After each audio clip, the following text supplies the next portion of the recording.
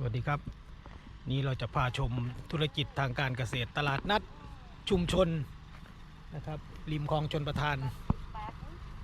มาดูตลาดนัดริมคลองชลประทานดูนะครับก็จะมีอาหารพื้นบ้านพวกผักบ้านๆนั่นนะจ๊ะผักบ้านๆทางการเกษตร บ้าน ปลู ๆ ก นั่น เอ นะจ๊ะ ง บ้านๆจ้ะนี่บ้าน ปลูกเองขายเอง ๆจ้า ตลาดนัดชุมชนริมคลองชลประทาน บ้านๆเนี่ยบ้านๆเลยเอาเรื่องเอาเลยจ้าอันเดียว ก็ กัะ บ้านๆแม่ค้าก็บ้านๆ แม่ ใช่ไหม ค้าก็บ้านๆจ้ะ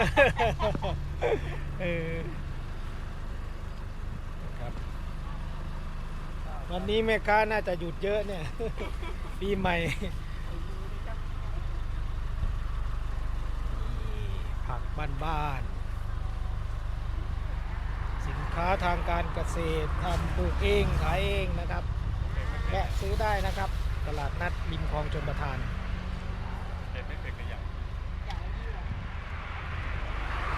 ก็มีประมาณนี้นะครับวันนี้แม่ค้ามาน้อยแม่ค้าหยุดไปเยอะวันนี้ มะเขือมุ้นก็มีนะจ๊ะ เอาไปเลยค่ะ 10 บาทจ้า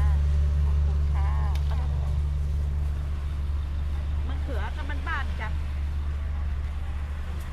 มีคณะส่งกลับจ้า แล้วมีประมาณนี้นะครับโอเคครับในคลิปนี้ก็ปิดคลิปไว้แค่นี้นะครับ 10 บาทจ้า ขอบคุณมากครับ สวัสดีครับ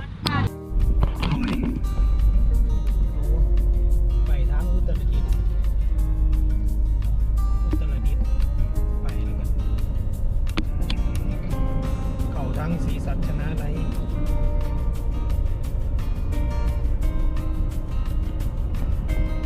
ไก่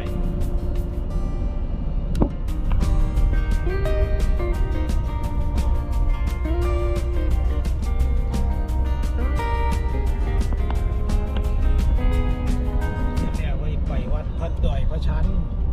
ไก่บดเพื่อจะไปสงกรานต์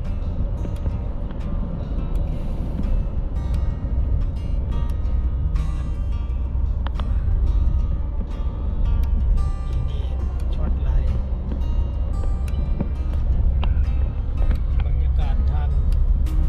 ไปตำบลบุญราชส่วนมากตำบลนี้ก็จะปลูกอย่างลุงปลูกอ้อยปลูกมันสำปะหลังเป็นหลักยางพาราทำนานี่น้อยมาก ที่นานี่ไม่ค่อยมีนะครับ ที่นี่เขาจะทำไร่ทำสวนกันเยอะยางพารากับมันสำปะหลังอันดับต้นๆของแถวตำบลวิลล่าช